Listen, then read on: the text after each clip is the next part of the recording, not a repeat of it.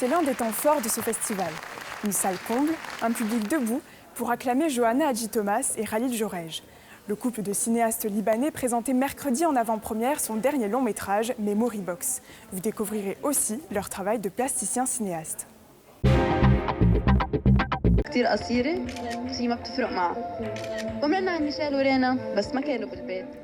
À Montréal, Alex découvre les cassettes, les photos et les journaux intimes de sa mère. 30 ans plus tôt, dans un Liban en pleine guerre civile, Maya, alors adolescente, a entretenu durant 6 ans une correspondance avec sa meilleure amie. Memory Box est né de la propre correspondance entre la réalisatrice Johanna Hadji-Thomas et une amie d'enfance. Aujourd'hui, ce film co-réalisé avec Khalil Jorej a su toucher le public du Cinémed.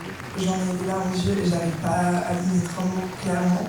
Mais merci parce que ce film est d'une poésie juste sublime. C'est une œuvre d'art en fait. Donc merci pour ça, sincèrement. Le but de ce film, c'est qu'il y ait plusieurs générations qui puissent voir ce film, comme les générations qu'on voit à l'écran, et qui puissent aussi apprécier peut-être des démarches artistiques qui parfois sont restées plus confidentielles par rapport au cinéma, ou en tout cas parallèles au cinéma. Le film revient sur une période trouble du Liban dans les années 80. Il a une résonance aujourd'hui dans la crise que traverse le pays. Un film qui était supposé être plutôt un film, disons, de transmission du passé, et tout d'un coup le Liban s'est effondré, il y a eu une très très grosse explosion le 4 août qui a détruit un tiers de la ville, donc tout d'un coup on était comme happé de nouveau dans des choses qui faisaient écho à ces années terribles, et ça a été très compliqué émotionnellement de gérer ce film et de finir de le monter alors qu'il y avait beaucoup d'écho entre ces deux choses. Memory Box sortira dans les salles de cinéma françaises en janvier prochain.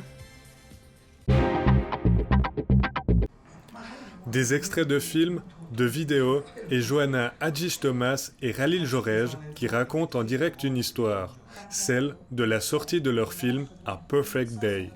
Dans leur performance Aïda Sauve-moi, le couple de réalisateurs et plasticiens lit des textes sur la société libanaise et les rapports familiaux. Alors que la majorité des lieux qu'elle représente ont été détruits par les conflits armés libanais. Le Liban n'est pas le sujet des films qu'on traite ou des histoires qu'on traite. Il y a des histoires, elles se passent au Liban. Oui, c'est-à-dire que c'est comme ici, par exemple, les films qui se passent en France n'ont pas comme sujet la France, mais racontent énormément de choses sur la France, et en racontant d'autres histoires aussi. Depuis plus de 20 ans, les deux réalisateurs aiment jouer avec le hasard. C'est le moteur de leur création. Les plans sont quelquefois volés, provoqués, dans un dispositif dans lequel on crée des situations pour capter cette énergie. C'est quelque chose qui vient du réel et qui transforme les choses. Donc nous sommes à la rencontre. Le cinéma pour nous c'est ce lieu de rencontre où des choses vont advenir plus que ce qu'on avait imaginé à l'origine dans nos scénarios. Leurs travaux sont présentés dans le monde entier. En 2017, Johanna Hadji-Thomas et Khalil Jorej ont reçu le prix Marcel Duchamp pour l'art contemporain. Humbert derrière les flammes. Ce documentaire dresse le portrait de Dominique Humbert, créateur des célèbres cheminées Focus, et de son rapport au feu. Des plaisirs, des méchancetés, de tout. C'est un être vivant, c'est sûr.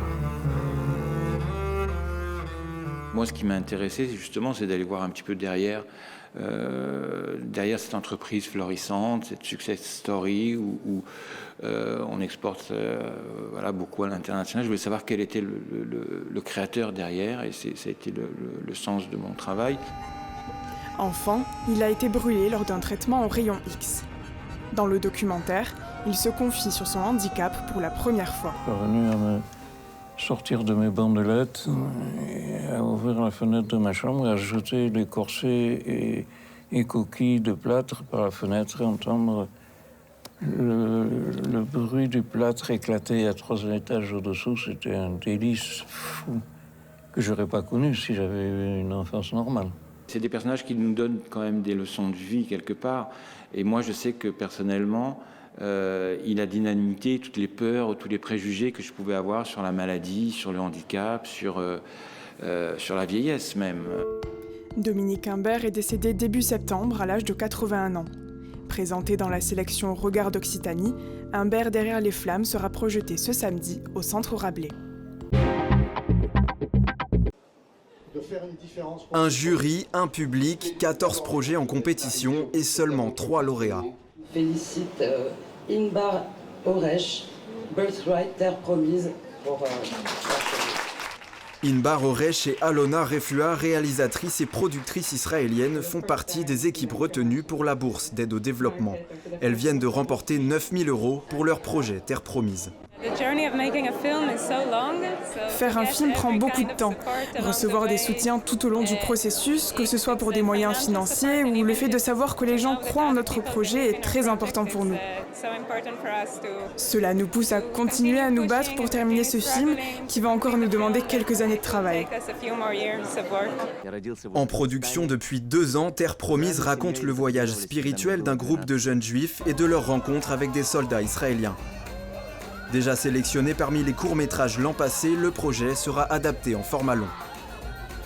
Souvent, on trouve dans des projets de films des sujets politiques, mais la façon de les aborder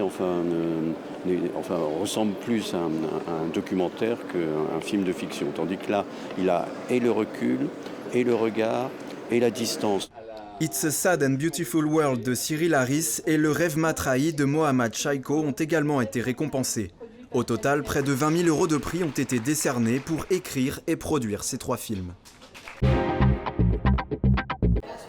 Dernier Cinémed pour Michel Driguez, pilier du festival depuis 43 ans. On ne fait pas ce genre de métier si on n'est pas d'abord amoureux du cinéma. Moi, je l'ai été très petite quand j'étais à Alger avec les premières télés qui arrivaient. Et la Méditerranée, c'est constitutif de ce que je suis. Et durant toutes ces années, sa présence a marqué les esprits de ceux qui l'ont côtoyé. Michel, en fait, c'est un peu le soleil de la Méditerranée, quoi. En italien, on dit frizzante, mais je dirais pétillante. Oui, toujours à l'affût de chercher des choses, de chercher de la nouveauté, d'aller vers des territoires qu'on ne connaît pas forcément. Voilà. Toutes ces années, je viens à Montpellier et les équipes changent, mais il y a Michel qui est toujours là. Et ça me rassure, à chaque fois que je viens, j'arrive, je vois Michel, je suis tranquille, je sais que ça va bien se passer. Pour moi, l'an prochain, je serai là. Je serai là d'abord pour voir tous les films que je ne peux jamais voir depuis que je suis dans ce festival, parce que je suis trop prise.